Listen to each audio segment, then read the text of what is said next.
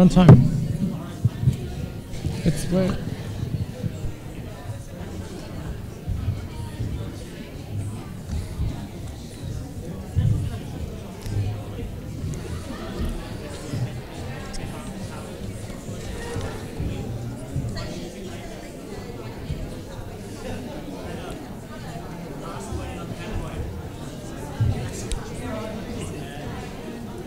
welcome back. Did you get some food? Yeah, me too.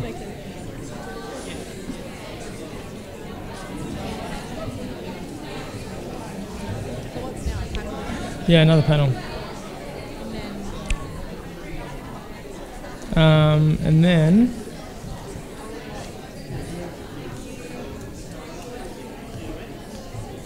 we're having the young reporters tell us what they've been documenting throughout the day. I'll try and go slow with you.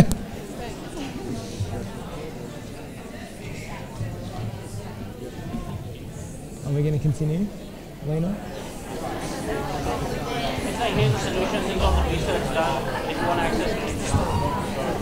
Really?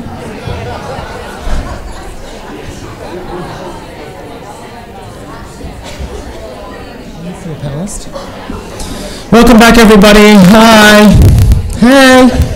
How are we feeling? Fed? You good? Excellent.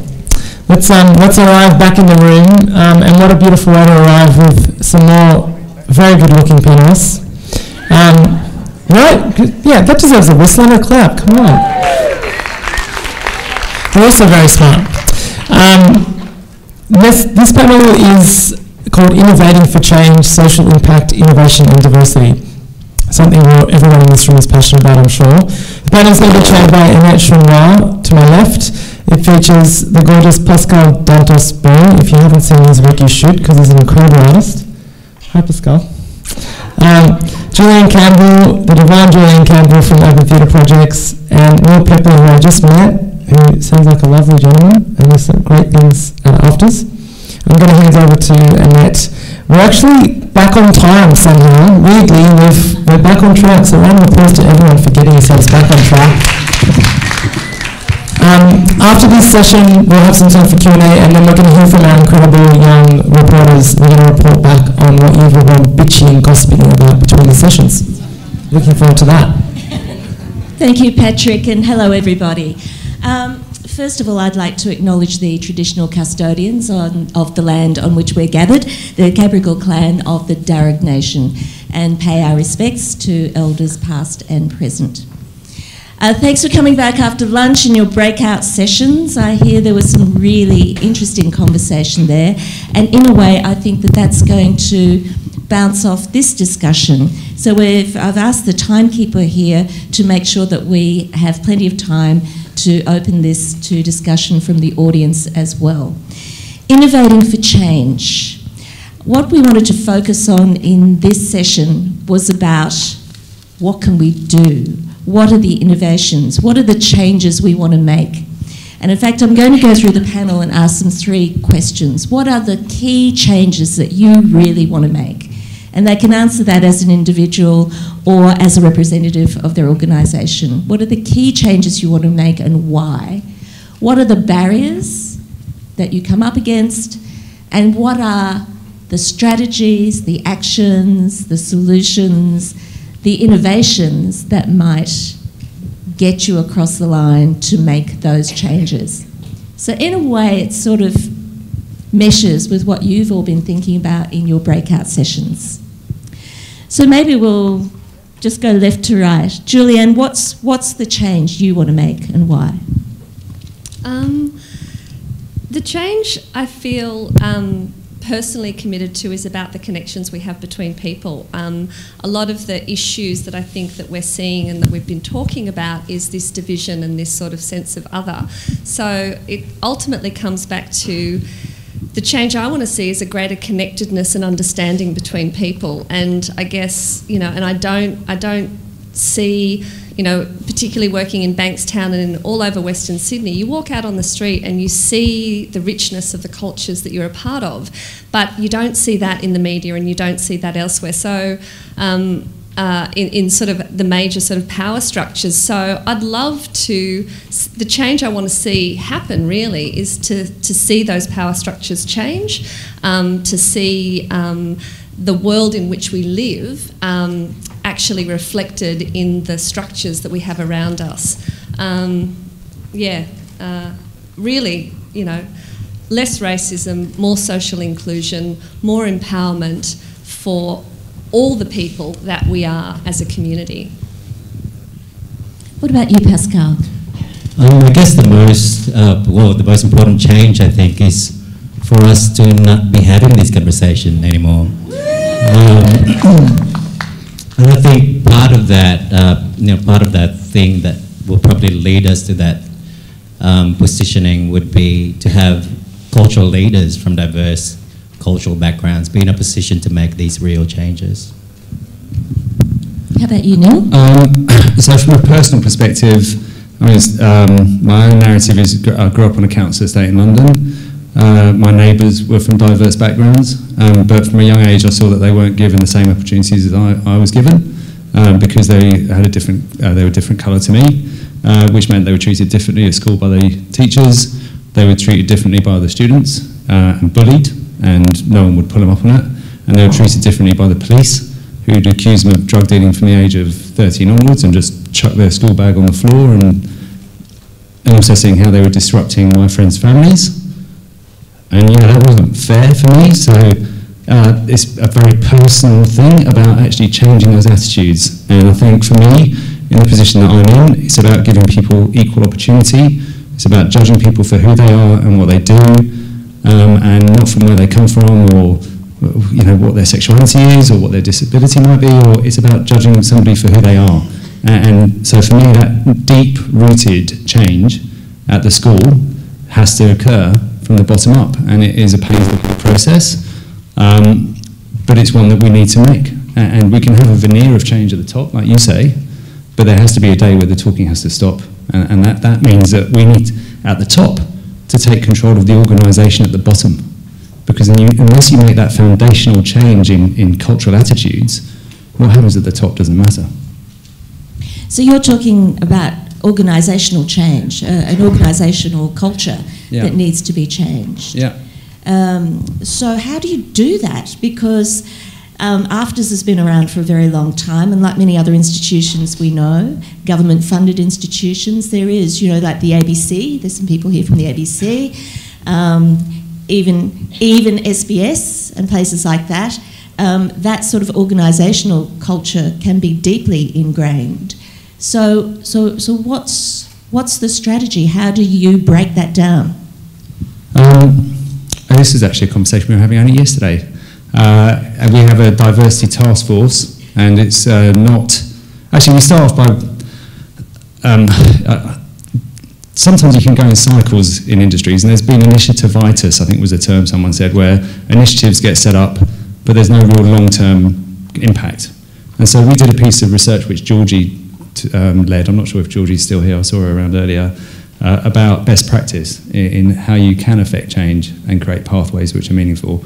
And one of the things that came out of that was actually setting up a task force which was voluntary. And so you'd only go if you were interested in trying to affect diversity and inclusion. And we've got 24 people turning up to those meetings out of a staff of 125. So that's 1 in 5. But then it's kind of, then with that group, digging into things like, if there are attitudes on set which are sexist, which come from departments which may be known for that type of behaviour, how do you, and I think Gary put it really well, how do you pull them into an understanding of how that behaviour affects them rather than calling them out? Calling them in rather than calling them out. And also understanding those, what did you call it, microaggressions on a daily basis, like casual racism or casual comments about someone with a disability, or which creates a social cohesion of a group, but actually some of the people in that group don't want to be part of it, but they feel like they should be part of it because it's been accepted. How do you tackle those microaggressions in a way where suddenly it's not a witch hunt? Because suddenly if it turns into a witch hunt, the organisation can turn against the good intent. So when we get the answer, we'll come back. But all right, okay. Pascal, you talked about cultural leadership. Look, I come from a team that is very that is a great representation of diverse cultures.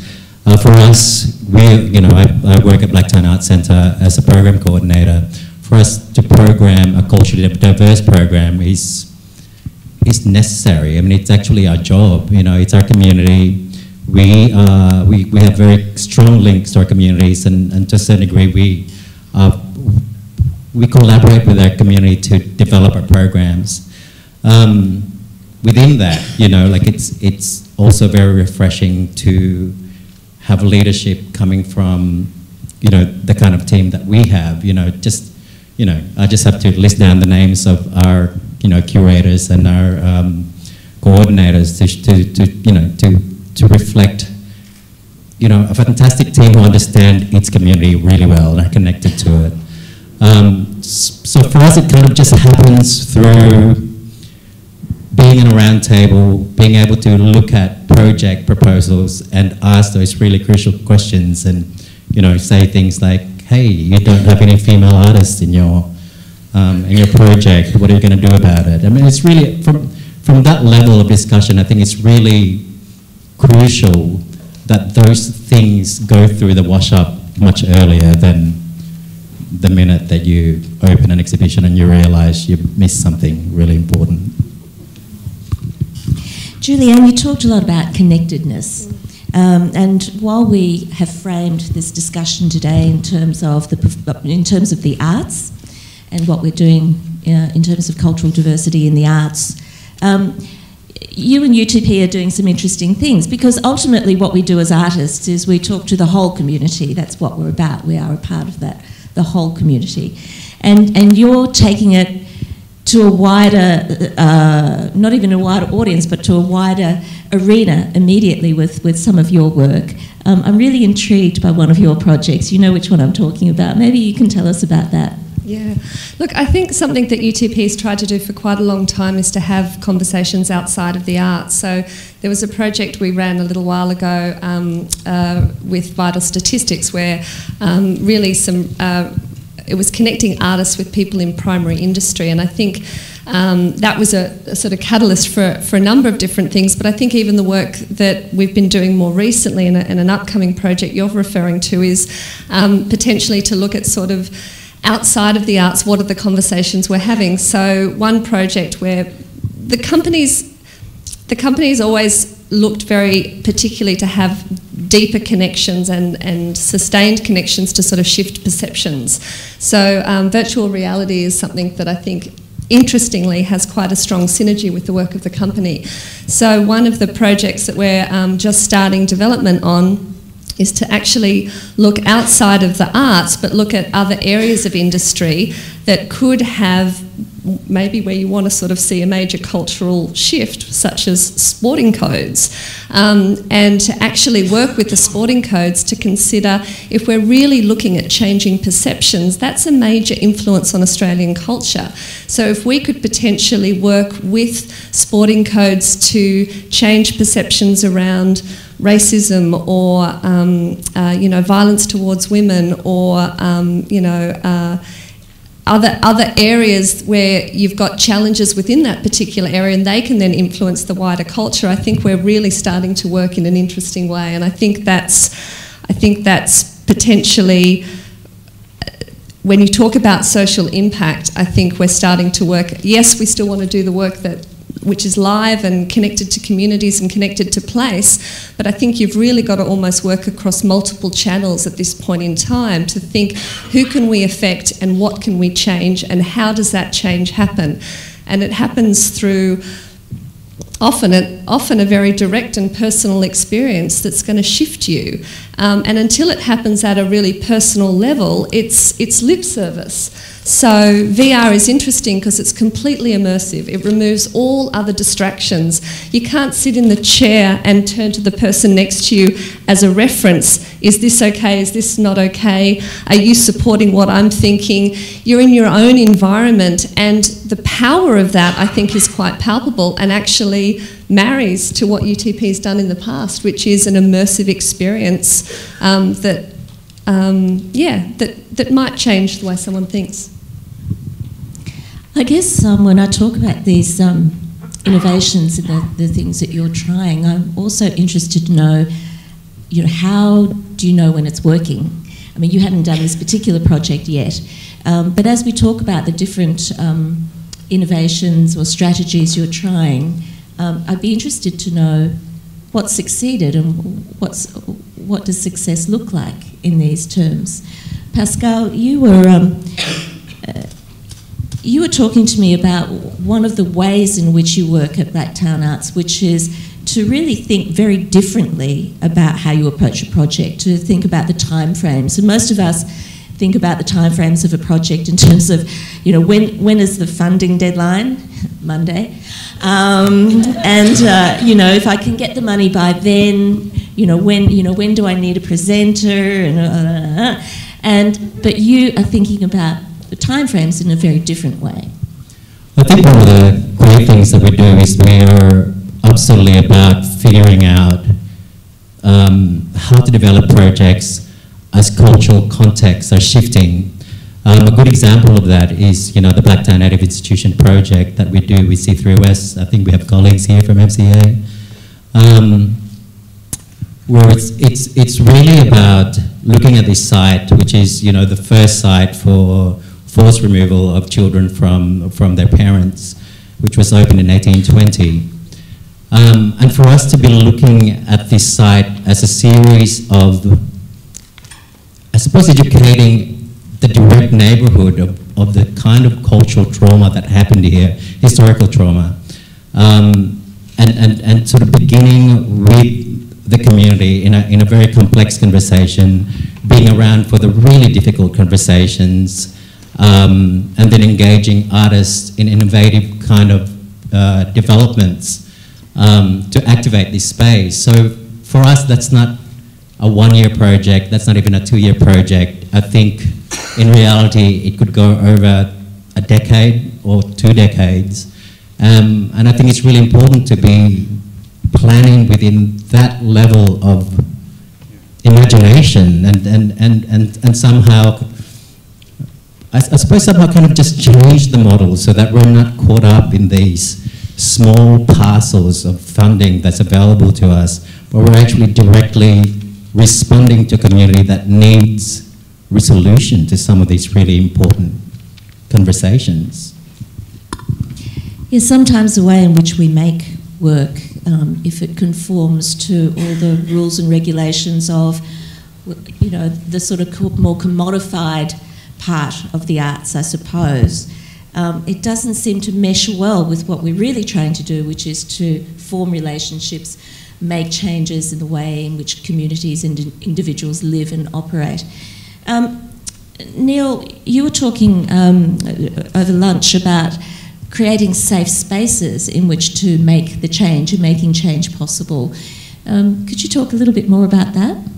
I think it's just respectful to the students coming in that they come to a school where they feel safe. And when they feel safe, they can then create without having to think about whether or not the way that Aboriginal and Torres Strait Islanders work is portrayed in the lesson that they've just taken, and that the language of the other students around them is respectful from what their community is, and so that they don't have to deal with that on a day-to-day basis. And that for me is also another educational point that we need to focus on, both for the students and an understanding of what that means and how they should be working with each other, but also for you're effectively just bringing people into an organisation and then imposing a particular way of storytelling, a particular perspective, which has already been dominant for long enough, and is trying to take that away and get into that level of precision where actually you're encouraging them to explore, you're encouraging them to experiment. I think for our industry, the film, TV, all of our industries, for the film, TV, the screen industries, what's really important now is actually diversity.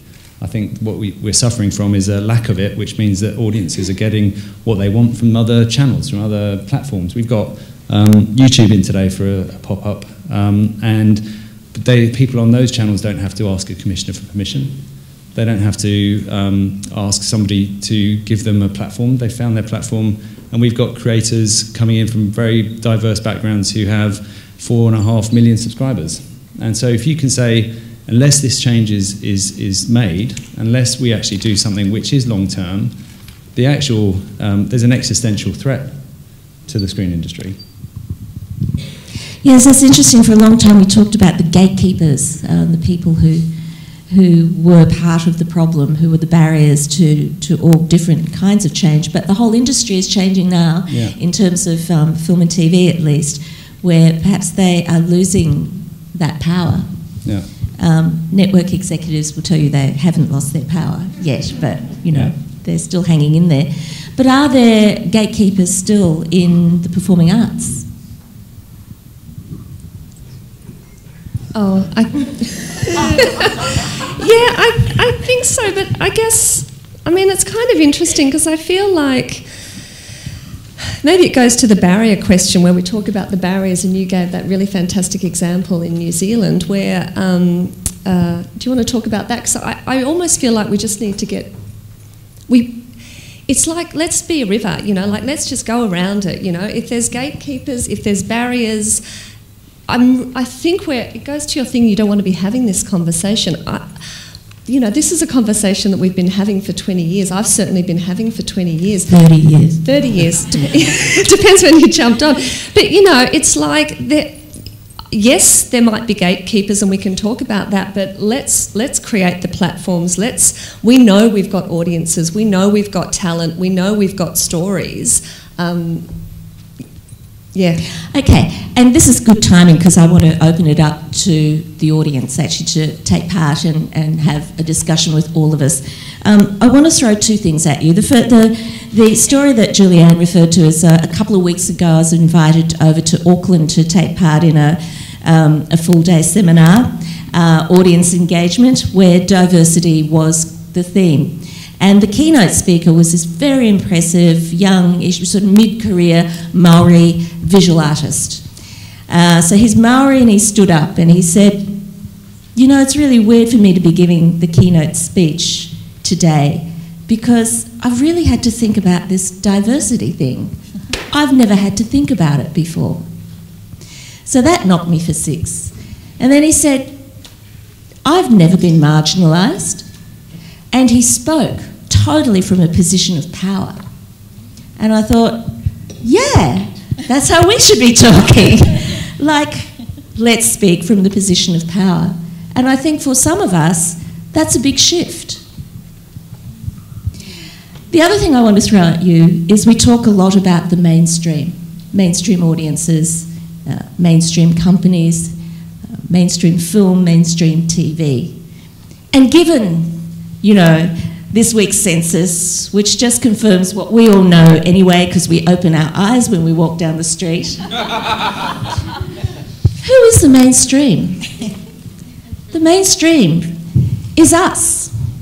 And so we do talk to the mainstream. It's just somebody's idea of mainstream is a little bit out of touch. So I just want to toss those two things out at you. And I want to ask you to join in the conversation and tell us a little bit about some of the actions, the strategies and innovations perhaps that have impressed you, or maybe something that you have tried to do that is succeeding. I think that's something I'd love for us to share. So, would anyone like to volunteer?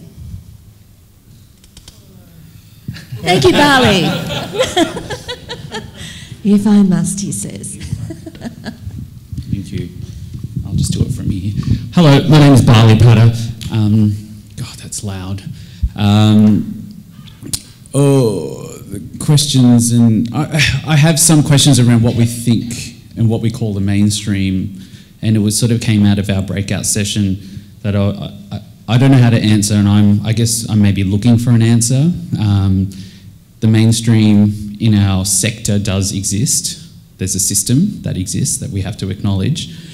And there was a question around, do we need to exist in that mainstream system, or do we operate as our own, and is that legitimate?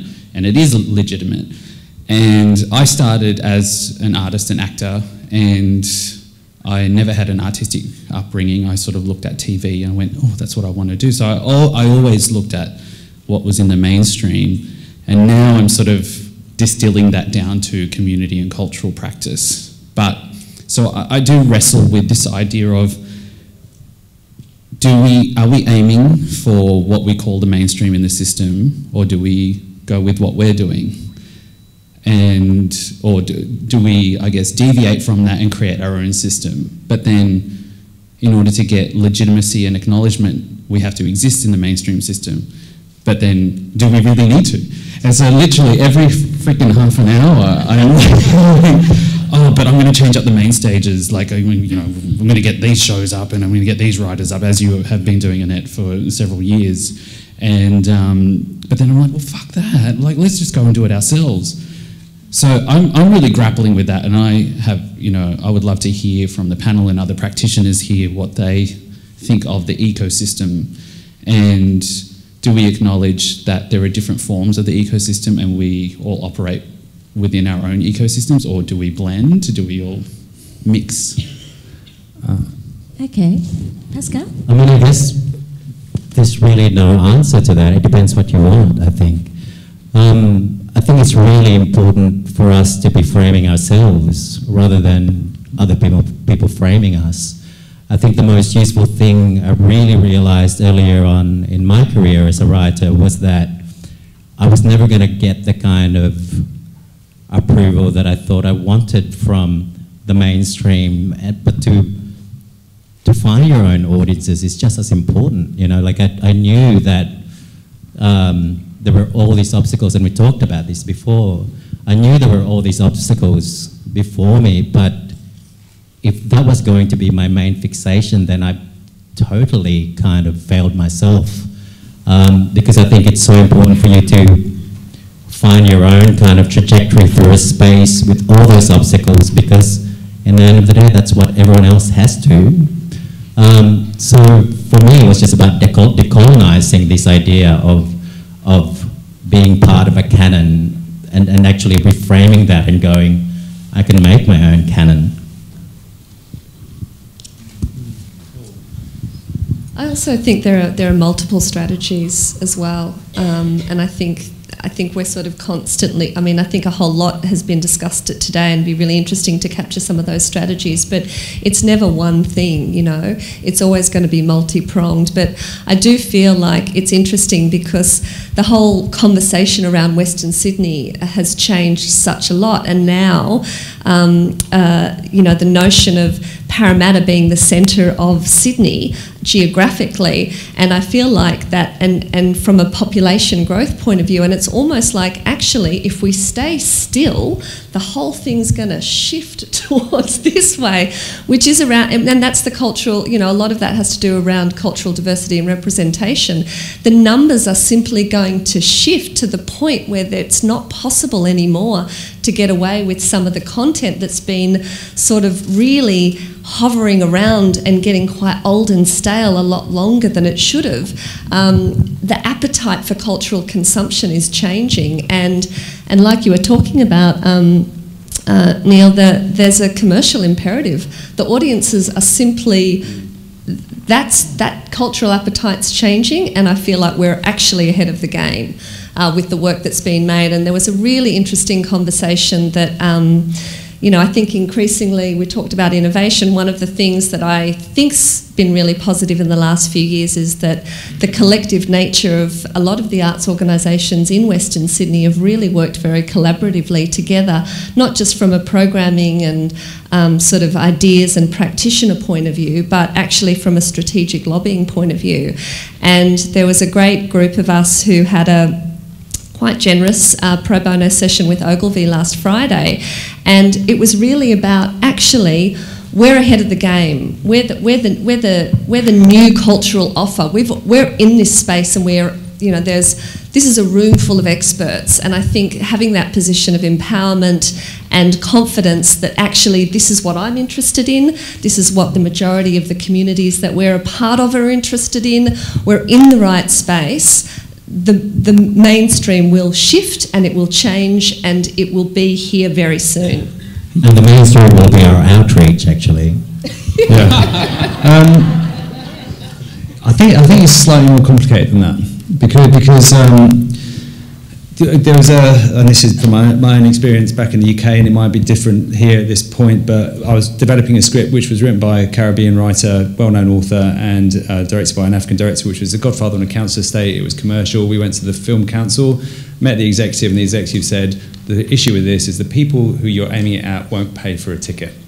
And there was an underlying implication that therefore, how would they do it? They'd steal it. And he was fronted up by the writer courts, and we were never asked back. And this was an underlying. He wasn't trying to. He didn't think he was saying something that was racist, but he was saying something that was racist. A film came out called Kidulthood, which they had to finance off their own back because no one would actually finance it, which was effectively Godfather on a Council Estate with teenagers, and all kind of urban backgrounds and very diverse cast. No one would finance it because Noel Clarke was the lead actor and he wasn't white, and they made it off of their own backs, $500,000, and it took £6 million in the box office. And then the guy who was the commissioning editor who turned us down phoned me up, said, "Is that script still around?" And I had to say, no, the director now is working doing temp jobs in an office, and the author doesn't want to write scripts anymore. So even that, though, didn't change anything, because Noel Clarke wasn't given the support, and still the people who are the commissioning editors haven't changed. And the mainstream can take it when they want and then throw it back when they don't. And I think that the thing which was encouraging, actually, from a conversation I had with the CEO of Cultural Diversity Network in the UK, is they've got a good scheme, which is they have placed 14 commissioning editors from diverse backgrounds into TV stations. And those 14 commissioning editors have the ability to commission work. And so I think it's a balance between demonstrating, yeah, absolutely, there is this necessity to engage with an audience not engaging with, and then you find the tastes shift to understand that if they don't engage with it, they're missing out on a commercial opportunity. But at the same time, you have to embed the change in those organisations so that so that it's locked in. I think you've got to lock it in. And you're absolutely right. People like me should not be in those positions in 5-10 years' time. But for me, it's about developing that pathway so that they can be. And if it is that thing, we're going to put 14 commissioners in, and we're going to support them, and we're even going to pay for their wage for however many months. Then that's the kind of intervention which is longer term and has a bigger impact. Yes, Aruna. There's a microphone coming over, Aruna.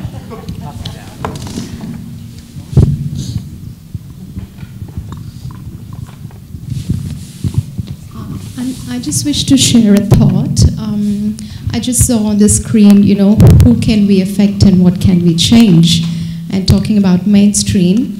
And this is probably for the tax office, to look at business registration models for independent artists. Because, for example, right now we see, we are either categorized as a sole trader, you need to register yourself as a sole trader if you're an independent artist, or if you want to access a lot of funding, which is out there, it's for non-profit. So as independent artists, we may not fall into the non-profit category or the community category, or either are we a $1 million business. We are just in the middle of everything. And that itself causes a lot of, barriers for you. And so just a totally new business registration model for artists in general. It doesn't, not even culturally diverse or anything, but just if that's like a concrete change that we can make, then that's a message that we can put across to the ATO. Yes, that's interesting. It sort of relates a little bit to something you were talking about, Pascal, is that to do that, you would have to convince the ATO about the value of art and artists, to explain to them what it is. And this is something you say that you sometimes have to struggle with in your job, is to explaining to people why art is important, like that very basic thing. It's learning how to be diplomatic, I think, is the key. I mean, I think Tiffany said this earlier in their panel, and that is part of the conversation is about shifting, I suppose, an understanding about what artists do within all levels of governance. And I suppose I'd like to think that all of us within those positions are kind of doing the job to sort of shift a little bit of the understanding of what is, what the needs are. Okay, I'm going to take another question, but I would like to just respond a bit to Bali's question too about, are we working in this ecology or do we work in our own ecology? And we sort of have a little... I think there is only one ecology, I really love that analogy. It's why we're all in such dire straits in terms of climate change, because there is really only one ecology. We're all living and breathing the same air, and when we're in a disastrous situation, we are all in a disastrous situation. So in terms of the arts, I think we can think of it as an ecology, that everything we do feeds into the wider thing. Whether what we do is small or large, it has an effect on every other part of the sector. And at Contemporary Asian Australian Performance, we're a tiny organisation. I like to describe ourselves as a micro-organisation, but we partner with and work with other people in the ecosystem to create that impact. And we've been having a wonderful relationship with bigger organisations, and that not only impacts us and what we do and impacts the whole ecosystem, but it impacts them as well. And I think that's the way we bring all of us together as a unified team to actually make the changes that need to be made. So I guess that's my personal response to that. Now, are there other questions, please? Did I see some other hands? Lena. I don't have a big comment, but you'll have to wait for the microphone like everyone else. But ooh, I hope I didn't just flash everyone back then. I just wanted to, these conversations have been really amazing, and I just wanted to briefly respond to what Neil was saying about, maybe it shouldn't be me who's in this position, but I don't see it as an either-or thing. I think that there's enough room for, kind of the diversity of Australia to be represented, and I think that the more that we are kind of creating opportunities for diversity in the industry, then the bigger the industry will be, the more demand it will be, the bigger links it will be, bigger links to the diaspora, to other countries, and there'll be more of a market for our kind of content, and then world domination. And they're investigating kind of...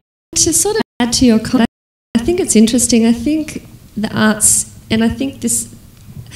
The disaster that Brandis sort of created by what happened did start a really important conversation, which was around the value of arts in Australia. And I think actually the more we work as a united industry, as an industry in all its complexity, the more chance we actually have of saying, there's a lot of diversity in other industries, but the small dairy farmers and the large manufacturers, they're all working, in concert really to one end. And I think the arts is, we could have many different sorts of jobs, but we've all landed here for multiplicity of reasons. But the more we work strategically together, the more there is an issue around the value of arts in Australia, and I think, yes, I'm in for world domination as well. But yeah, I think the only way to really move forward with that conversation is to work collectively. Now, was there a question up the back there? I thought I saw a hand. Lena. I think thank you everybody, I think something that gets left out of the equation when we think about diversity is the destination of our ideas and narratives and efforts, and that's an audience of spectators, viewers. I think, who are we making this stuff for? How do we make it in advance to start connecting with people that we want our work to engage with? If we're talking about being relevant in a hostile environment sometimes where the arts is undervalued as some fucking luxury, so isn't it also time that we also, and I think, you know, places like UTP and Blacktown are doing this in a really great way, isn't it also time that we started to diversify not just our audiences but the ways that we invite them to the party? Look, I agree. I think, what's been really fantastic to sort of see in terms of what we do in the lab, in the 4 years I've been in Blacktown, was that there was a really conscious decision to have direct conversations with our communities and our audiences, and to have artists actually being in touching distance to communities who are based in communities for specific projects. I mean, just, like something that I'm really proud of is our presence in Bidwell, where there is this, you kind of have to get to the punchline and know the punchline together, and you're laughing with each other. And I feel like if you're building innovative works, if you're building rigorous artistic works, your audience absolutely have to be there from the very, very beginning of the conversation. And I think that's how you build culture, and that's how you affect cultural change. There is not this us and them. There can't be, because essentially in Blacktown we're very aware that the people who are feeding us are, are ratepayers, and I wouldn't have a job if our diverse communities are not putting the taxes in.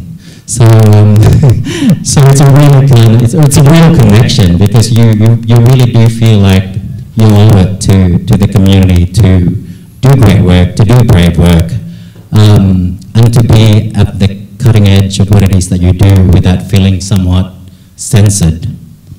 And I think from the perspective of the screen industries at the moment, the ageing, and I'm not ageist, but the ageing population is an issue for organisations like ABC, where Dr. Blake's average audience is 75. And the question then is, how do they actually engage with the audiences, the other audiences that are out there that they're not engaging with? And then that has to be around understanding what stories will connect with them. And I think it goes back to actually why the school was first set up, which was after a decade of no Australian films or TV series being made by Australians. There was a desire to tell the Australian story. And the school was set up as part of an ecosystem that could do that. But the Australian story that's out there now is not being told by that ecosystem.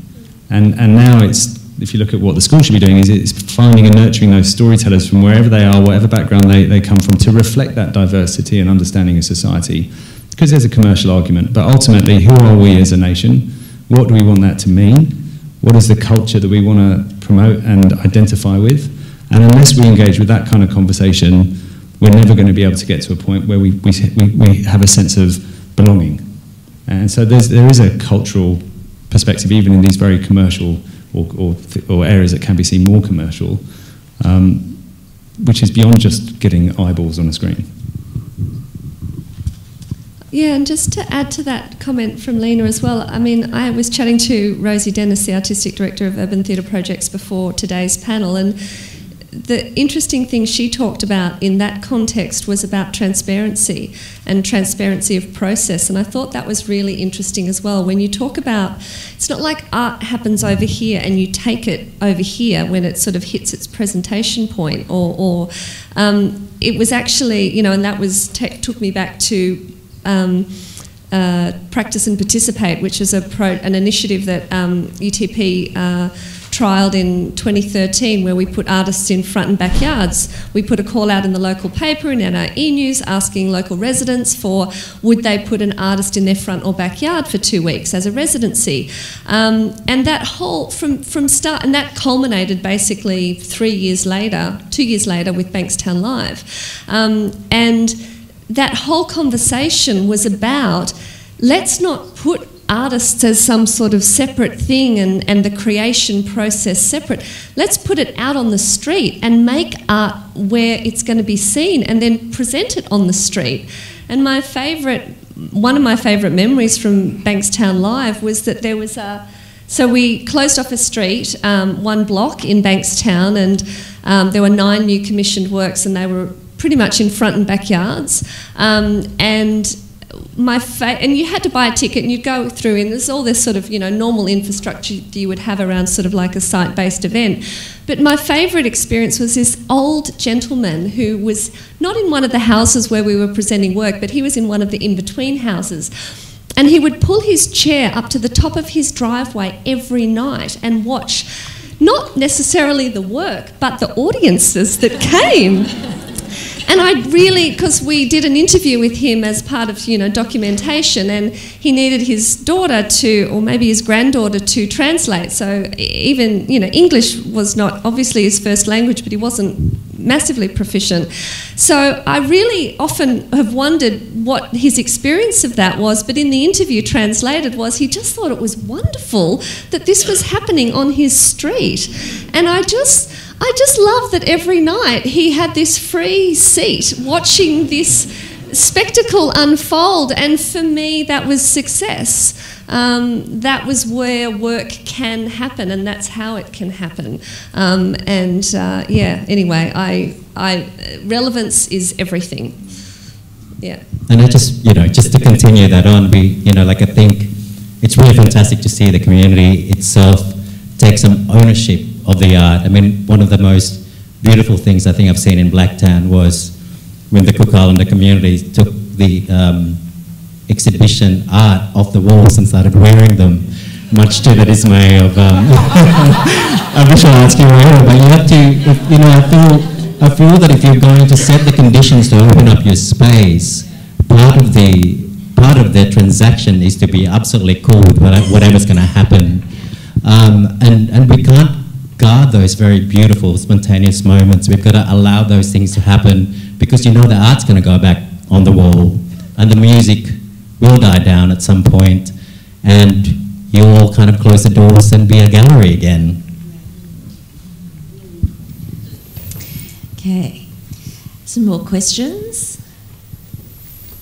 Oh, come on. I thought your breakout sessions might have gotten you fired up about something that you could address. No? No. All right. I sort of could like to finish with the thought. The idea of ownership appeals to me, and when I think about how we as a society think about ourselves as Australians or not, there's this sort of us and them thing which relates a lot to how we deal with the diversity that's within, how we deal with a culture where that is a part of my culture too. I don't want to own it. It's a dream. But if we could get to that place where we could feel that that is a part of who we are, there wouldn't be a need for us to be having. Neglected to give Gil Nichols apologies. She was going to be on the panel, but keep the round of applause going, because I just want to say a special thank you. I've been sitting in the front row here absorbing this incredible energy and discussion, and watching Laura Bell draw. Can we just thank Laura Bell one more time? She's been sitting there all day. Such incredible talent. Thank you so much. Have you enjoyed the conversation? Yeah. Were your drawings being saved somewhere, or are they? On social media. Share them. Share them. Share Laura Bell's incredible talent. Tell people about it. Interpreters, Nicole and Kevin. I feel like I've painted Kevin out to be a really bodyguard. He's actually one of his most gentlest. Tanya, Sunil, Felicity, Rowena, Kiriaki, where are you? Bring your devices that you've been recording your goals. We've just reprogrammed. Look at that, reprogramming. It's what we do in the arts. We're not going to hear from chat, and then we can ask them some questions. Sunil, are you here? Maybe we'll just get someone to go and get them while we hear from Tanya. Yeah, I'll just start because I think typical journalists, they're like right on deadline. So in 5 minutes. So you train them well, all right? Grab one of them out. Go for it, Jackie. Hi everybody. So I'm not one of the citizen journalists. I'm the researcher. The researcher.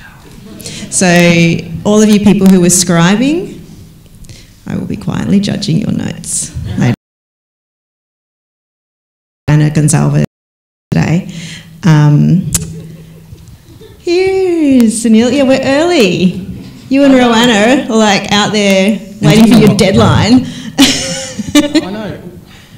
Is it on? It's on.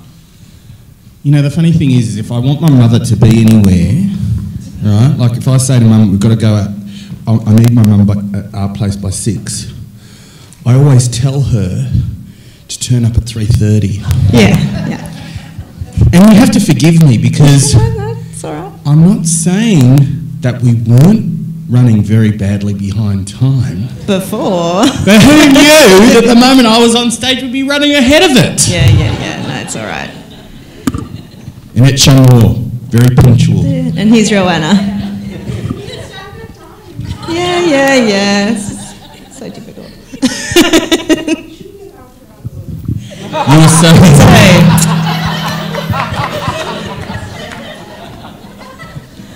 So I will do my research summary. I've just been covering for you with some really bad jokes about being a research nerd. So I'll do my research summary and then I'll hand over to you citizen journalists, yeah? And we have Felicity as well with us, so we can, all three of you can share some insights if that's cool. Okay, so what the top line things that I've kind of jotted down. So it seems to me like there's a lot of shared themes and common themes coming out from today. And it sounds to me like there's an arc for change, starting of course with research and gathering evidence. In parallel with that,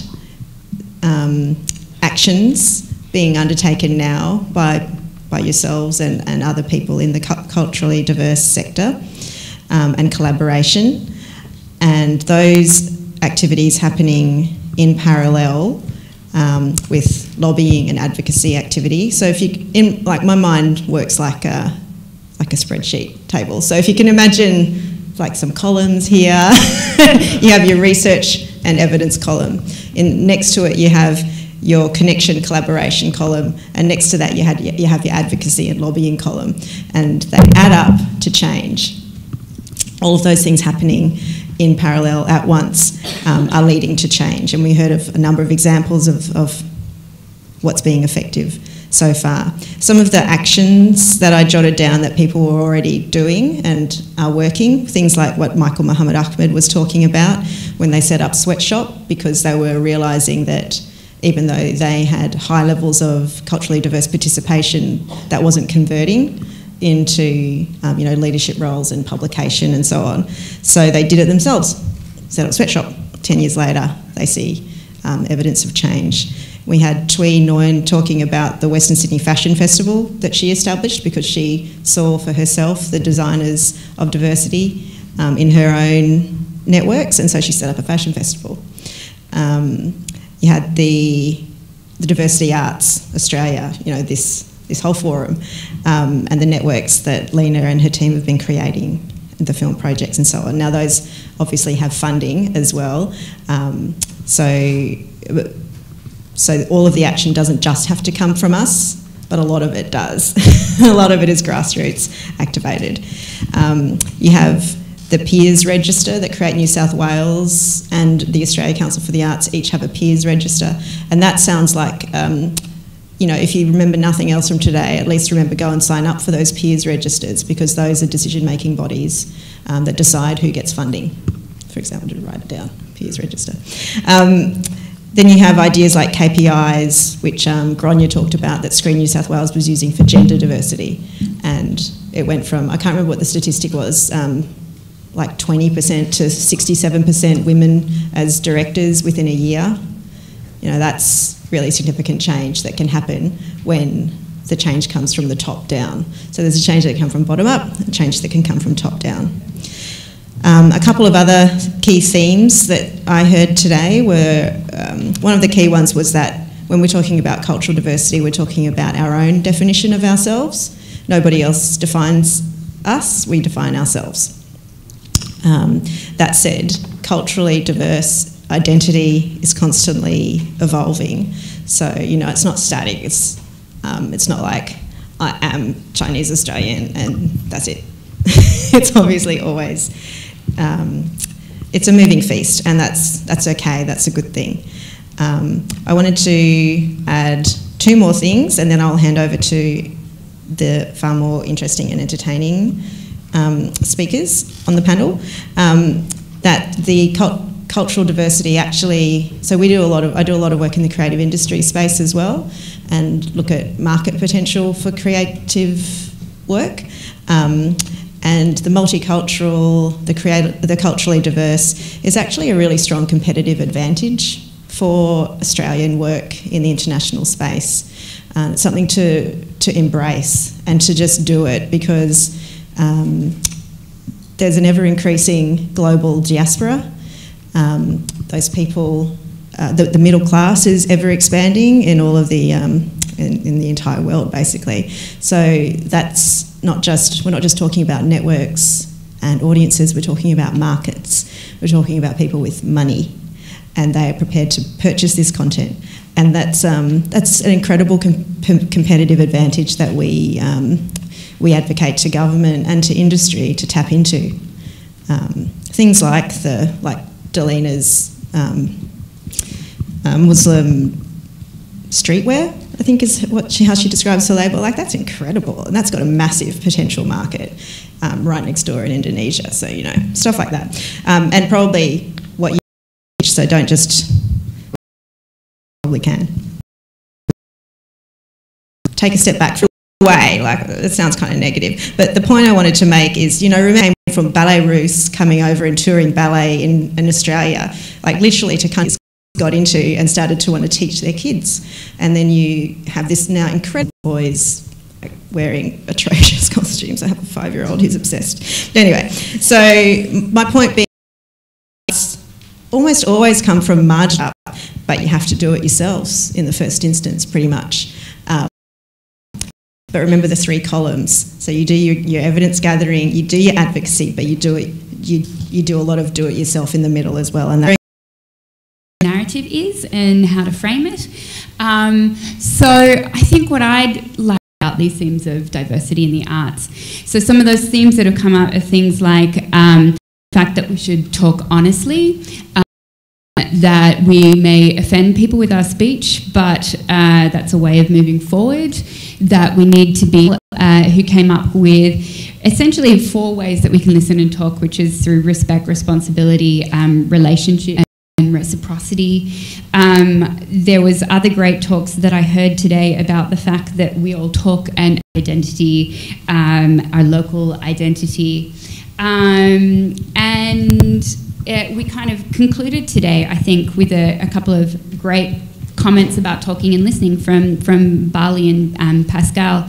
Bali wanted to talk about how we, whether or not essentially we're in dialogue with the mainstream, we want to be part of the mainstream, or whether we want to form our own kind of way of talking, our own dialogue. And I loved what Pascal said as well about the fact that we can be our own canon. Everybody can be their own canon. So I'm going to end with that and pass it on. Who's going to go next? Rowena. Because I've seen her iPad, it's gold. Yeah. It's rose gold.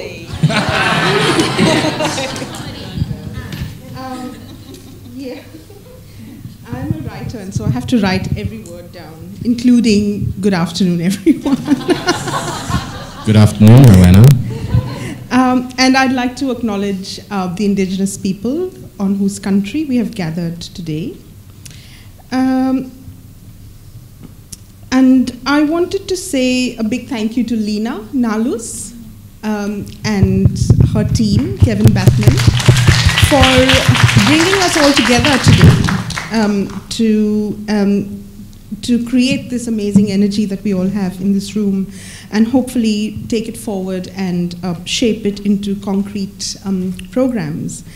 So they've asked me to, as they've asked all of us here to sum up what we've heard today. And so I'm going to give you some incredibly opinionated summaries of my own personal observations, no objectivity whatsoever. I have three main observations, and they are color-coded: red, black, and yellow.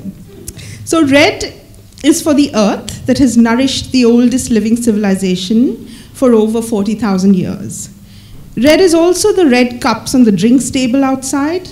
They match the red rice at lunch, and they matched Annette Chounoir's red bag in the previous session. Red also represents the many things here that a lot of people have been talking about that raises the red flag. And I'm going to just briefly kind of report back on the group that I was in.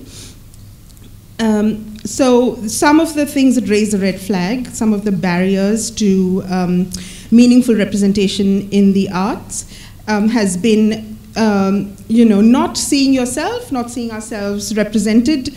The Australian national imaginary being extremely white when it's actually quite diverse in reality. Not enough money to support organizations and artists, barriers to showcasing work, access to networks with influence, personal connections, risk aversion at the top level. It's funny that there's risk aversion to multicultural and diverse projects. Suddenly, we can't take risks, but when it comes to white people, they're allowed to be mediocre. That's fine. Yeah. And the idea of social class and of what Pierre Bourdieu would call the habitus of, being socialized into thinking that you can't be an artist. People like you can't be an artist. And so that's like a huge barrier to children whose parents possibly feed that into the way they bring up their children. And I think that's not restricted to immigrant kids, it's an issue of class.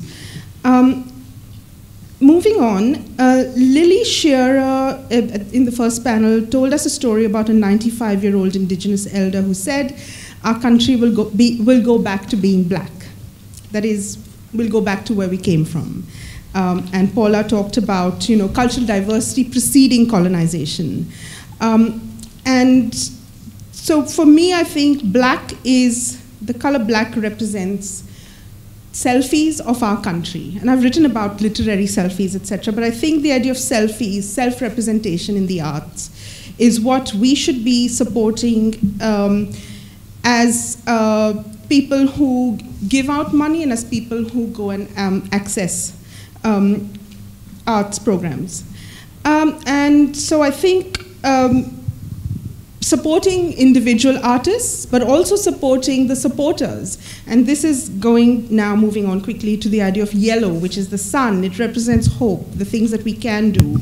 And one of the things we can do is make sure, tie funding, as I think, was it Grainer? I'm saying the name wrong, I'm sorry. I mean, if I can be called Goanna, then, I think I have a little bit of leeway in mispronouncing people's names. I'm really sorry about that. But a very important point about affirmative action, quotas, and tying funding to high standards. And I think Shakti mentioned that. So the idea of, creating work that's all white, it's not just about whether you're being culturally appropriate, it's actually bad art because you're being cliched and you're being stereotypical and not including, you're not speaking to your contemporary world.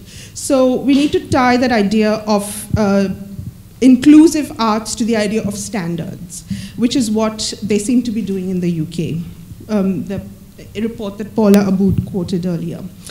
And so it's not just individual artists that we support, and this is something that's come up in conversations here and also in conversations on Twitter. I've been tweeting, as many have in here been tweeting live, about supporting the supporters.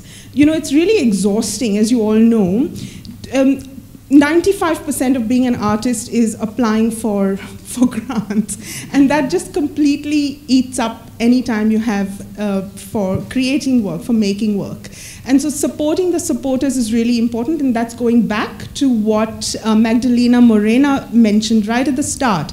And she said we want to make sure that diversity arts has a sustainable future. You know, it's not just like 6 months funding and 1 year funding. You know, it's going to eat up the time of all these brilliant minds who actually could be doing other things apart from writing grant applications every few months. I mean, that's really exhausting. So if places like Opera Australia can have funding for like 300,000 years, surely, small organizations that are actually supporting diverse artists. We need to support the supporters. We need to support organizations that are creating opportunities. We don't need to reinvent the wheel. There are lots of organizations already doing this. So the word initiative-itis came up. I mean, one counter to that is actually support people who are already doing work in the field so that they can continue over like 10 years, 15 years, 20 years funding, continue doing the good work that they're passionate about. And so those are my extremely opinionated observations. And by 2030, it would be good, as someone in the previous panel said, it would be good to not have these conversations anymore. And so, you know, moving towards an arts culture, and Australia where intersectionality is mainstream. I mean, you've all seen the Stella Prize. It's a prize for women, but it's all white women, you know, on the short list. Sorry? Did you see the Miles Franklin The Miles shortlist? Franklin, you know, I'm talking about the literary world, and there are lots of resonances with other art forms as well. It's, yes, support women, but, you know, there are all kinds of women in this world, you know.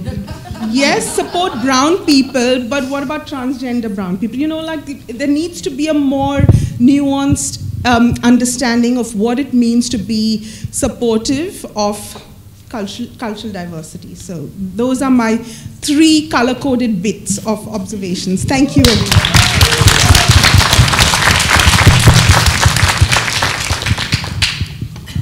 Before I begin, here we go. I just want you to know that Sunil Badami gets the shits whenever he gets tweets about arts funding policy that are meant for that Sunil Badami.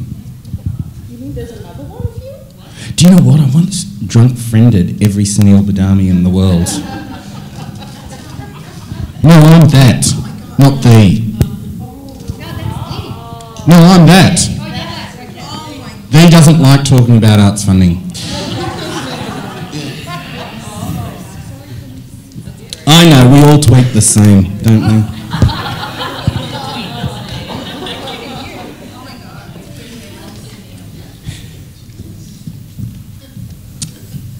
My family and I have been watching MasterChef recently, and anyone here watch MasterChef at all? Because you don't have children under 10, and you've probably got lives and you're doing things. Well, one thing that they like to do, apart from crying because soufflés won't rise, milk gets spilt, is they talk all the time about heroing an ingredient. I'm going to get back to that, about heroing an ingredient. Maybe like, you know, unrested gnocchi dough. I'll just see how far this analogy can be pulled.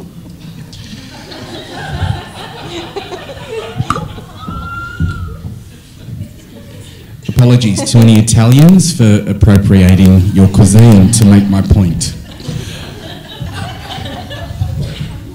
I'm not trying to curry favour. See what I did there? Now, there are 2 kinds of cooks. There are 2 kinds of cooks, right? Or people in the kitchen. The first kind is the baker. They like to measure everything out to exact quantities and keep things in the oven for precise times. You have to be very particular to be a baker. I'm not a baker. I am a cook. I am what my mother would call a slightly overspiced masala. Which is to say, I am the sum of many different ingredients, as well as a few sprinklings of special ones I can't tell you about because they're family secrets. But I recall the great writer, David Malouf, whom, it's interesting to note, is never introduced as the great gay Lebanese Australian writer, David Malouf, in a way that many of us have a prefix added to anything that we do, in a way that many mainstream artists never have to worry about, like white male Australian author Tim Winton. As a writer, I'm always being asked what genre my work is. And it's kind of hard to say. I do a lot of different things. I write a lot of different things for a lot of different people. And genre itself is only something that's put on a book, so somebody in a bookshop knows where to put it on the shelf. What makes something literary or pulp? What makes me Australian or other? It's all really in the eye of the beholder. And I think for a lot of us, it's the idea that someone else, like Alexis Wright said, is in a position to judge us, to determine who we are. As Michael Muhammad Ahmed said today, to impose labels upon us and almost, in a way, shelve us in a particular niche or corner of the bookshop. Well, as David Malouf, that great writer, once said, we all of us are multicultural. We all of us are a different person at a different time, in a different place, in a different context with different people. I am different as a father, as a son, as a husband, as a worker, as a teacher, as a black guy trying to get a cab in King's Cross after 10 o'clock. And all of those different identities are still me, just in the same way that my Indian heritage and my Australian citizenship are both part of the same person. What I think is really interesting is that what we've been talking a lot about today is about how we can get our foot in the door. We've talked about barriers and gatekeepers and doors and gates. And it seems that a lot of us think that we have to ask permission to be invited in. Well, maybe my parents who first came to Australia in the shadow of the White Australia policy may have been made to feel as though they had to earn or justify their place in an overwhelmingly white Australia.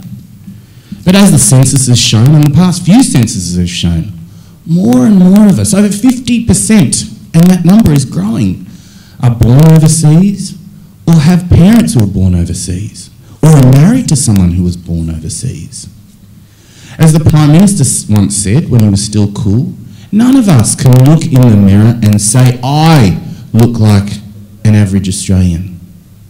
And I think it's really interesting that none of us, all of us, hopefully artists, creators, creative, none of us have ever thought about not just opening the door ourselves, but making a new fucking door.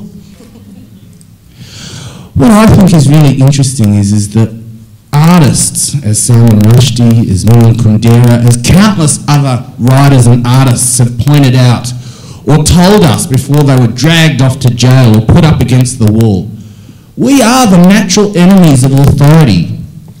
We are the natural questioners of the official facts. We make our own truth because we make our own art.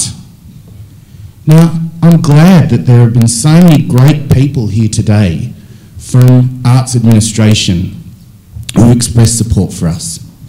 And I hope that one day soon we can count on the government to be able to support new voices, different voices, interesting voices. The voices that we don't often see on the screen, but we see all about us, on the streets, in our classrooms, in our workplaces, on the bus, in our homes.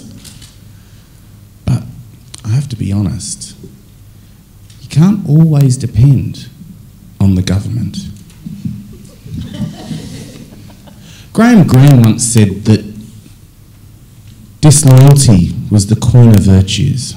And by that he meant that artists, if they seek to be true, if not to anything else but themselves, should not seek grants or honours or prizes or anything else. Well, I guess I'm a little bit luckier that I can get well-paying part-time jobs to subsidise my art. I know it's hard for many of us here who don't often have the money or the funding or the accolades to keep trying to create, to make something that might make a difference in other people's lives. And I can't speak for anyone else but myself. That is the small number of Indian people in Australia who are not dermatologists. I can say that because I'm not a dermatologist, yes. So the thing is, I'm about to finish, don't worry. Here's the thing, right? Here's the thing. Robert Oppenheimer may have quoted my mother's favourite book, the Bhagavad Gita, when he said, "I am the shatterer of worlds." But each of us is a creator of worlds, an imaginer of worlds. And the worlds we create and imagine are countries, I think, without borders, without rules, inclusive, where everyone is an equally free citizen, where globalisation doesn't mean the untrammeled transfer of funds to different tax paradises, but the free movement of ideas and the free movement of people. Australia isn't a collection of borders or postcodes or rules or names. It's 24.4 different ideas of Australia. 24.4 imaginary Australias. And all of those come together in the same way as a father, son, daughter, husband, teacher, student come together as one person. When I look out, I don't see you. I see us. And when you speak out, when you sing, when you take up your pen or your guitar or your camera or your brush, whatever it is you do that makes you who you are, don't speak to those who you hope might listen. Speak to those of us who can join in the conversation. Don't worry about grants. Don't worry about how hard art is, because guess what? It always has been. It's never paid well. Your parents always think you should be doing dermatology. And there's a reason you do it. It's not so you can be heard, but it's so that all of us can feel you have said something we wished we could. So, what did I get from today? Change is within us. We are the makers. We are the dreamers. We are the agents of change. And it begins with a line on a screen or a piece of paper or on a piano. So go out and make some fucking great art.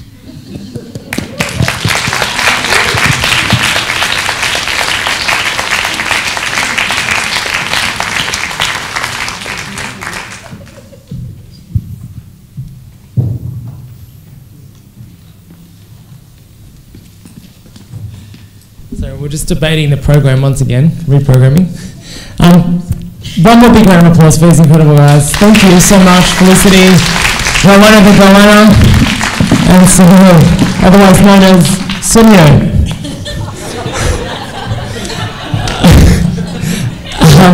Not at the Sunyo. I just want to share something to reiterate what Sunil/Sunil/ that guy, just said, that incredible guy. I once interviewed a prisoner for a doc I was making, and this particular prisoner got through their prison term, never a creative person before, but they got through their prison term by drawing. And I remember he said something to me once, and it's never left my mind, and I think it's important to share it in forums like this. Just seconding what Sunil that guy said, imagination is the only thing in the world that is 100% free, and it's the one thing that can never be taken away from you. And this prisoner said that to me in terms of what got him through his prison term, and the fact that he was sitting there drawing, realising that everything that he was visualising in front of him was coming from his imagination, because he was in a four-walled concrete cell, and there was nothing around him to inspire him other than that. But what he realised in that moment is that there was always inspiration in him, and it was within him, it comes from within, and that is his imagination. So always remember that. Your imagination is free, no one can ever take it from you, and you can make whatever you want with it, wherever you are, wherever you come from, whoever you want to be at any point in time in your life. Thank you again to the panelists. I think now is the time to do something really awesome.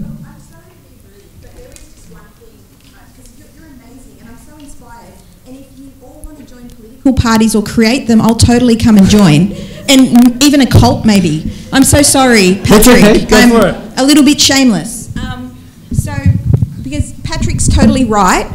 But I just wanted to say, I won't do the acknowledgements now, but, we deliberately structured this wrap-up in this way because we weren't, as people have said today, this isn't a 20 or 30-year conversation or even a 300,000-year conversation. This conversation is ongoing. We're not expecting that at the end of the day we've resolved it and we've got 4 issues that we're now going to go, we're going to kind of feed back. Jackie's going to write a report based on today. She's going to give it to us to distribute to all of you to give us feedback. We're creating 10 short films today. We're also creating 3 podcasts. So there'll be a lot of discussion that will be ongoing. And from this process, there'll be actions that will come out of it and recommendations. So I wanted to let you know that because we thought a lot about this and we thought it's a bit kind of odd for us to kind of try and end the day with some grand conclusion. We're going to go away, look at, what we've collected and think about it and then feed it back to you. Thank you, Lena. Don't ever apologise for speaking. We love hearing you speak. And speaking of really exciting things, as I said before, we've got a really special award to present this afternoon to someone who I have watched grow infinitely over the last decade. He's an incredible young guy. I met him many, many years ago. He introduced himself to me as Tairaki because he's half Thai and half Iraqi, which I love, and I still call, he's saved in my phone as Tairaki. He's gonna be given a very important award. I'm not going to say too much more about it. I'm going to invite Jeremy Smith from the Australia Council for the Arts to present this incredible award. It's the Kirk Robson Award to Ali Kadim. Jeremy, over to you.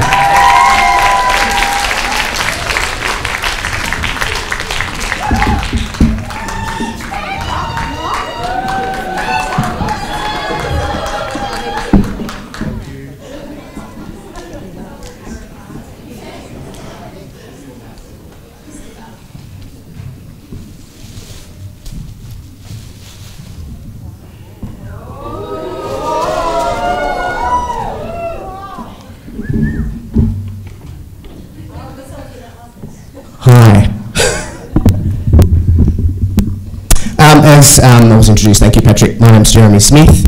I work at the Australia Council for the Arts, and I have the true privilege of having the position of Director of Community Arts and Cultural Development and Emerging and Experimental Arts. And so before we get underway, I just thought it was my pleasure to be here, and I would like to acknowledge the traditional owners of the land, the Cabral people of the Darug Nation, and pay my respects to elders past and present. Leah and the Diversity Arts Australia crew, thank you for allowing us to crash your party today and do this important announcement. And can I just say what a great day it's been for me to be here, and I think just to echo what Sunil said, don't stop talking about the great art and the great artists. That's just the most, I mean, there's a whole lot of other good stuff, a lot of bullshit, but the art is so important for us to continue to put front and centre, both for my two areas of practice, CACD and EA. It's so important, so please continue to be passionate, promote it, get it out there, and continue to practice one and all. So, on to today's proceedings. This prestigious, today I have the honour and extraordinary, today we honour the extraordinary achievements of Ali Kadim, and I'm so pleased to present him with the Australia Council for the Arts Kurt Robson Award for 2017. This prestigious national award recognises outstanding leadership from a young artist or arts professional working in CACD and playing an important leadership role in the arts. It was established to honour the memory of Kurt Robson, a significant young leader in this sector who passed away tragically young. His work was focused on justice for all and compassion for the marginalised. This award is given to an artist who, as Kurt was, is driven by principles of equality, respect and diversity. It is a peer-nominated award, and so that highlights just how widely respected Ali is for his contribution to the arts in Australia. Give us a show of hands. How many of you have worked with Ali or seen his work? And there you go. Look at that. Amazing. It is important to acknowledge our leading artists and articulate their contribution to the creative and cultural life of Australia. Ali joins an impressive list of Kurt Robson Award alumni, which includes Nathan Stoneham, Alison Evans, Alicia Herman, Sarah Emery, Anna Weeks, Michael Muhammad Ahmed, and Shakti Swaminathan. I know there is probably no need for me to explain why Ali was chosen for this award. However, as everyone here knows, when you work in CACD, you spend a lot of time and energy behind the scenes developing the capacity of others to step into the spotlight. So this afternoon, we shift that focus to Ali. Ali is a movement coach, a stunt performer and a filmmaker. He grew up immersed in physical movement, learning martial arts from the age of 12 and discovering parkour at the age of 15. He has been teaching the art to communities and students since 2006 and is the founder of Team 9 Lives, a Fairfield-based crew dedicated to movement and the growth of parkour. He is greatly influenced by his environment, not only the solid structures of the urban jungle, but also by the struggles and stories of the neighbourhood and community. Ali is a self-taught filmmaker. What began as just borrowing the high school camcorder to record himself and friends jumping and climbing eventually evolved into editing, writing and choreographing all the movement, drama and action in his films. His short films have won awards and he is currently, he was telling me earlier today, writing a feature-length screenplay while continuing his movement training and coaching with students of all ages across Sydney. So I guess to wrap up, because you love being that person that stands between a room of people and a drink, I wanted to share with you all some advice Ali said that he would give to his younger self, and I think it's a really pertinent set of words given a lot of the conversations and themes that have been explored today. Work on yourself every day and take responsibility for what you want. Stay focused. Discover what you want early. Never pick too many things. Don't try to be everything. You can't make your best work if your energy is all over the place. And remember, the world needs your contribution, so make time to make other people's lives better. Strong people always find time or a way to help. Ali, those words are reflective of your influence as a coach, mentor and artist, and without doubt this award is also a big thank you from all those young people and communities you continue to work with and nurture. You are a very worthy recipient of the Australia Council's 2017 Kurt Robson Award for CACD. Congratulations, Ali.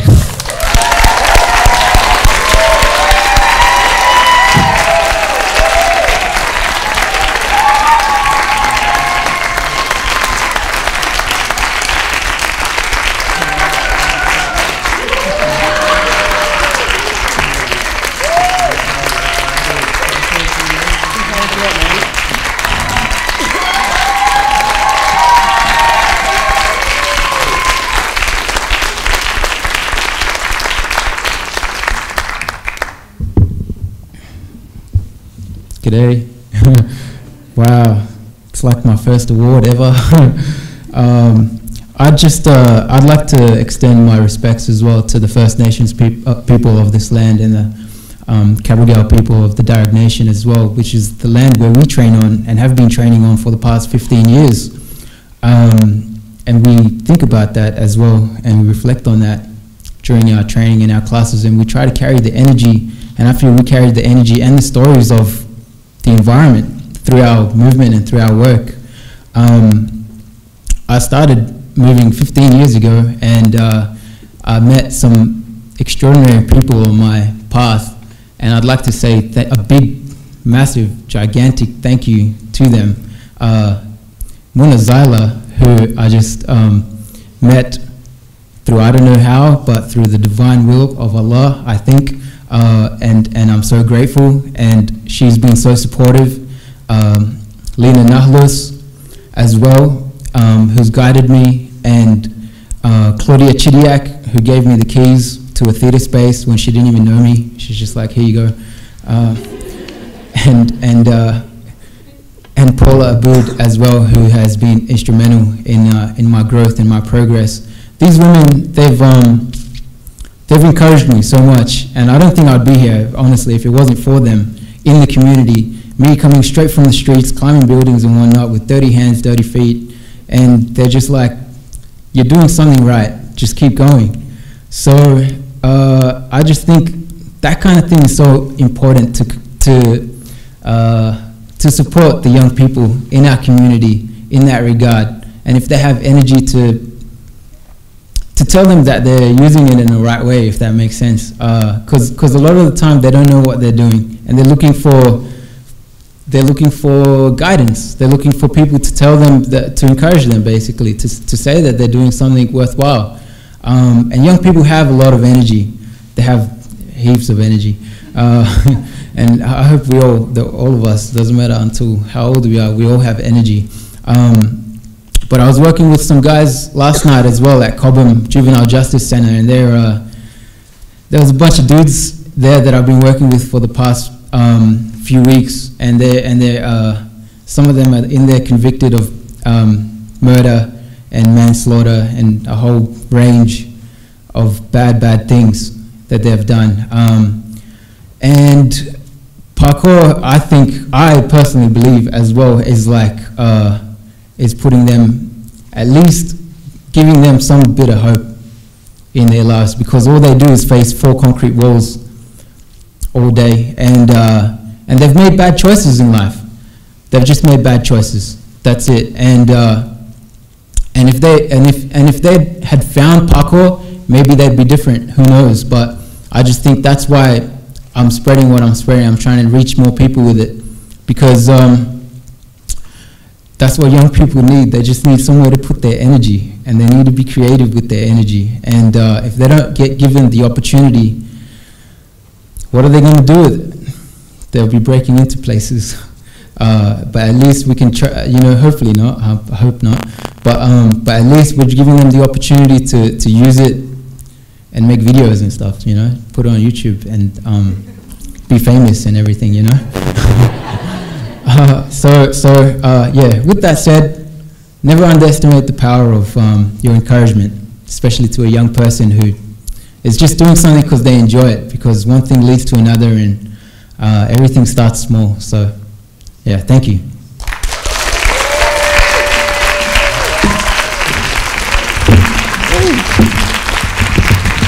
Thank you so much to Jeremy and Ali, and congrats again, Ali. It's been an absolute pleasure to have known you all these years. So proud of you, man. Well done. Ali doesn't know this, but he was interviewed earlier and captured on film. He's always talking to everyone else, and I don't think he was aware that it was going to be screened, but we are going to screen it. Hopefully we'll embarrass him somehow. It's like a 21st birthday, right? When you play that video that you never want your parents to fucking play. Now's your time, Ali.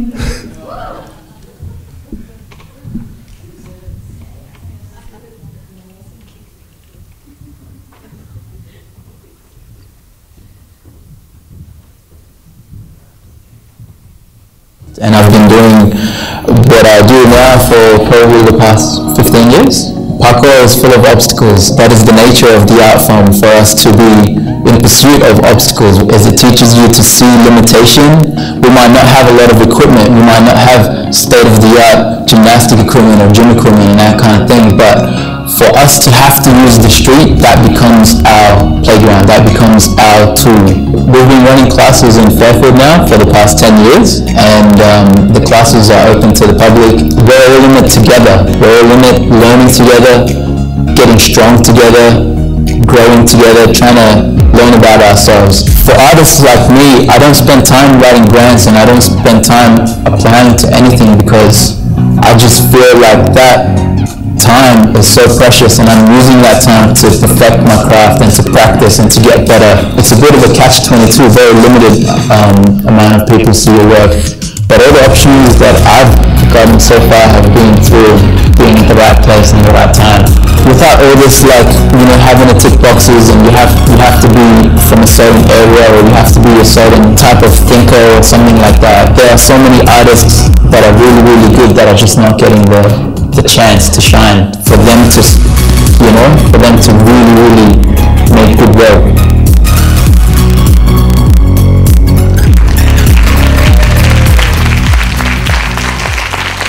Okay, so I know they cut out the embarrassing 21st birthday bits, but I'm sure they exist on YouTube somewhere, on Ali's very famous YouTube channel. That's it. We've come to the end of the day. Thank you to everybody for being here, and there's a long list of people to thank. I'm going to hand over to Lena in a second to do that. I just want to personally thank Lena and Kevin and all the people at Darts that have made today happen. You've done an incredible job. Thank you. Thank you for inviting me along to be the MC.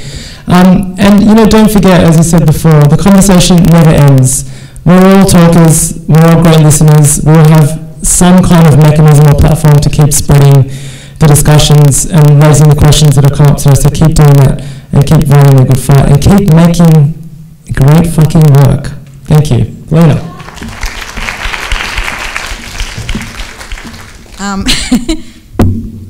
Okay. Days like today never just happen by themselves. They always, as Busty Beat talked it out, thinking through the kind of program and talking to a lot of you in the room today about, how we should structure things, who should be on the panels, the kinds of questions we should ask.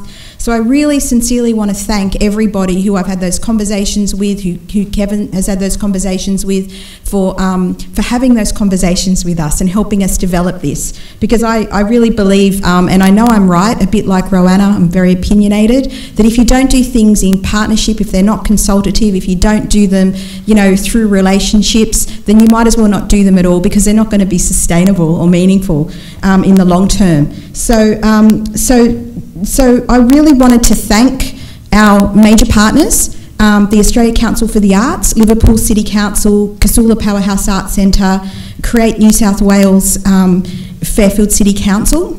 I also wanted to thank a particular group of people, the awesome team. Now, we're a really small, nimble team. I've been calling us the Bolsheviks because we're actually really small, but we're thinking that we're really big, because world domination is our mission, of course. And so I really want to ask them to come on stage so you can give them the kudos they deserve. Kevin Bathman, the event producer, if you could come up on the stage. Sonia Mermand, who might be outside, organising for you guys to have drinks. Monique Perrin, are you here, Monique? Yay. Gary Paramanathan, Nick and Alexander, Paula Aboud, Magdalena Marino, our board member, Louise Dunn, and I have to thank Patrick Aboud. You've been amazing. You're the perfect MC. I love it. Okay, and our documentation team, who have really helped us as well develop kind of the content for today. Jackie Bailey, Jennifer Macy and Greg Apple. And Feral Arts, who've come, as I said, from Queensland via Tasmania and brought their daughter as well, Thea, who deserves a huge medal. So thank you, Norm, Sarah and Thea for being here. We've got so many casuals here today who are just incredible. Thank you, and volunteers. I also wanted to thank the citizen journalists, Sunil Badami, Roanna Gonzalez, Felicity Constania, and Tanya Ali, and Kyriaki Kubalis, and the people who scribed, the amazing 11 facilitators who did our breakout sessions, the filmmakers who created the content for today, Maria Tran, Ali Musawi, Tui Nguyen and Roxy Vung, and the wonderful and generous, like all of you have been amazing, and I wanted to make special mention of Lily Shearer, Paula Aboud, Pearl Tan, Annette Chounois, and all of the panellists. And of course, Laura Bell, Spirovsky, who has been incredible with the live scribing, and she was saying, is it too much, is it distracting? And I said no, because we're visual people as well, we can't always take everything in, so it's been great to have that. Thank you so much for our wonderful Auslan interpreters. You've been incredible, and it means that it's got a longer life, this content online, because people can access it